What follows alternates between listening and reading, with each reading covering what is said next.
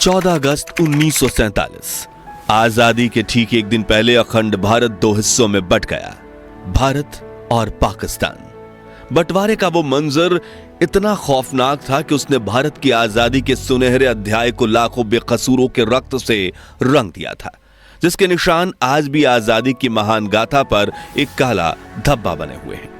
अगला दिन 15 अगस्त 1947 भारत के इतिहास का वो ऐतिहासिक दिन बनने वाला था जिसका करोड़ों भारतीय बेसब्री से इंतजार कर रहे थे।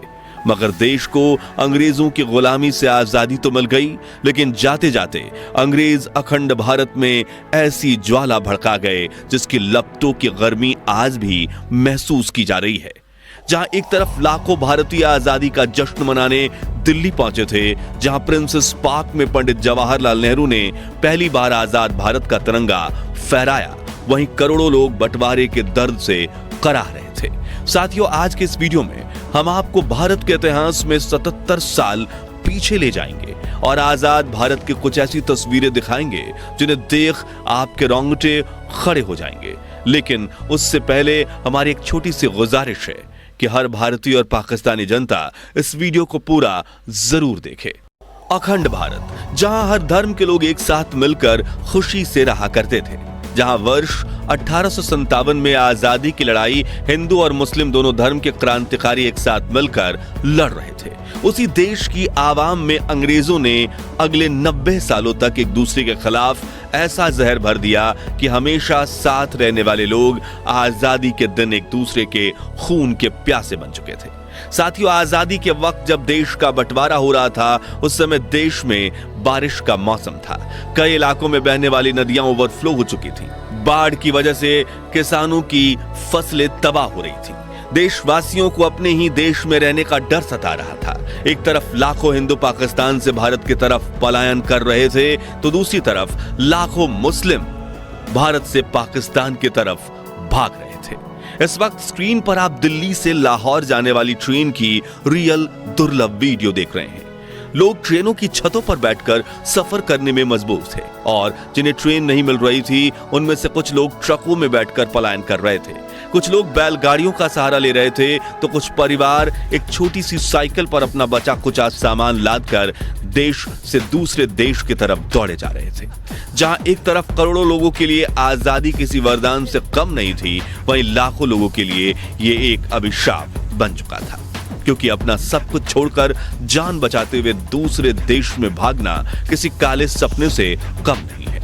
हालांकि बंटवारे की यह दास्तां तो आजादी से कई साल पहले ही लिखी जा चुकी थी, क्योंकि अंग्रेजों ने देशवासियों में धर्म को लेकर ऐसा जहर भर दिया था जिससे कई पॉलिटिकल लीडर्स ने तो धर्म के बल पर ही अपनी पार्टीज बना ली थी।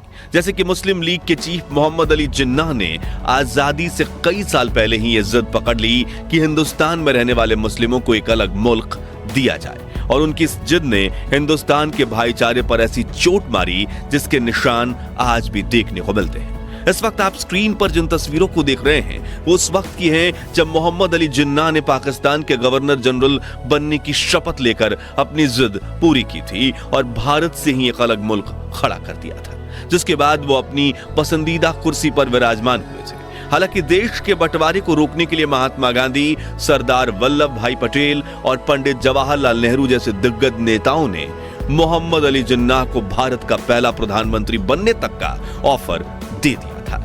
कई इतिहासकार बताते हैं कि बंटवारे की खबर से पंडित जी को काफी बड़ा झटका लगा था। जी हां, 14 अगस्त की शाम को जब जवाहरलाल नेहरू, इंदिरा गांधी और पद्मा नायडू के साथ अपने घर पर बैठे थे और आजादी के भाषण को तैयार किया जा रहा था, तभी अचानक से उनकी फोन की घंटी बजी और फोन उठते ही नेहरू ने जो खबर सुना, उसके बाद उनका चेहरा लाल पड़ गया, आंखों में आंसू आ गए और शरीर में सिहरन पैदा होने लगी, क्योंकि लाहौर के नए प्रशासन ने हिंदू और सिखों के इलाकों की पानी की सप्लाई काट दी थी, जिससे लोग प्यास से तड़प रहे थे और जो पानी के लिए अपने घरों से बाहर निकल रहे थे उसे उसी वक्त मार दिया जाता था। यहां से शुरू होने वाले दंगे देखते ही देखते पूरे भारत और पाकिस्तान में फैल रहे थे। लोग मरने मारने को उतावले थे। खैर, अपने आप को संभालते हुए 14 अगस्त की रात 11:55 पर नेहरू संसद के सेंट्रल हॉल में भाषण देना शुरू करते हैं। उन्होंने कहा, हमने नियति के साथ एक वादा किया था और अब समय आ गया है कि हम अपना वादा पूरा करें। शायद पूरा नहीं, लेकिन जहां तक हो सके वहां तक।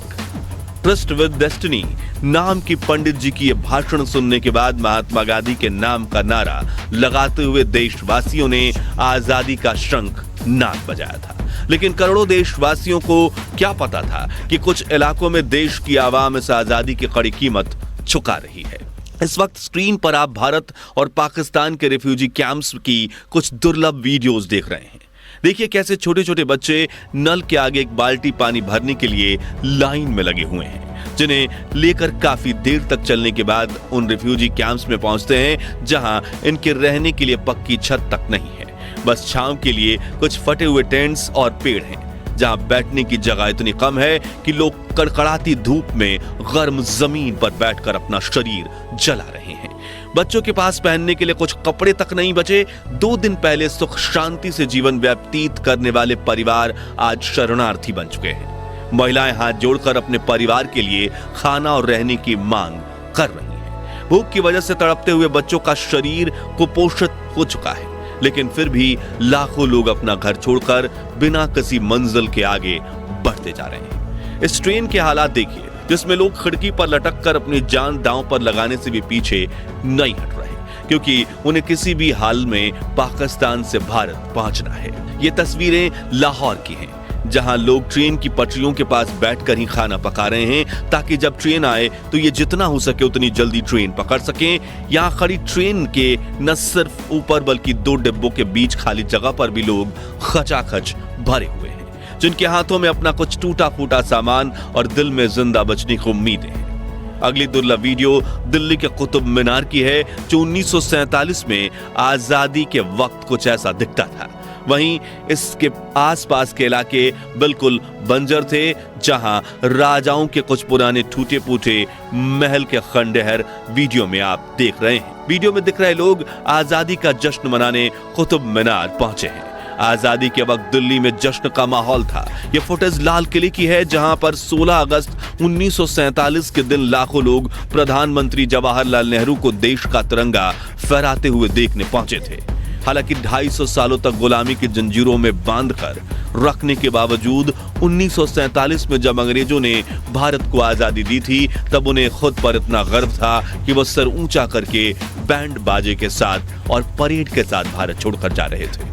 ये उसी दौर की एक रेयर फुटेज है, जिसमें आप देख सकते हैं कि मार्च 1947 में जब अर्ल लुईस माउंटबेटन और उनकी बीबी एडविना दिल्ली में आई थी, तो कैसी शानदार परेड निकाली गई थी। जिसके बाद आने वाले महीनों में अंग्रेजों ने जवाहरलाल नेहरू और मोहम्मद अली जिन्ना की कई मीटिंग्स करवाई, जिसमें जवाहरलाल नेहरू ने बिल्कुल पास बैठे लुईस माउंटबेटन ने ही अगस्त में भारत को आजादी देने की बात रखी थी।